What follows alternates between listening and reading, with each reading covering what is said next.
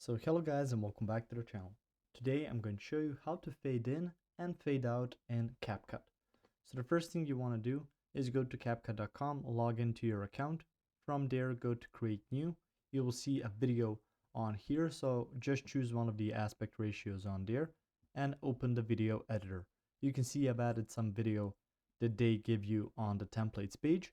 After that I'm gonna add the fade in and fade out feature. So go to the left side and you can find effect. So you can see this star right here and click on that.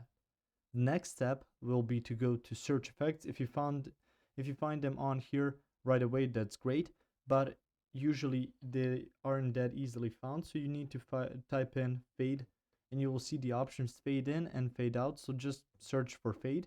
You can see the fade in effect and fade out effect. So let's use the same template on here. So choose the fade in. So if I expand it to here, and I'm gonna add the fade out as well, but I'm just gonna go ahead and put it at the end.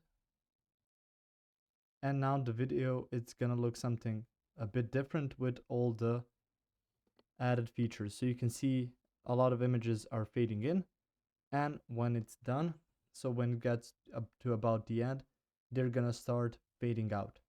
So that's the way you can fade in and fade out your video using effects in CapCut. If you found this information helpful or useful, you can like the video. You can also share the video. You can subscribe to the channel and click the notification bell to get notified about new videos on CapCut or some other topics you might find interesting as well. Thank you very much for watching this video, and as always, I will see you guys in the next one. Goodbye.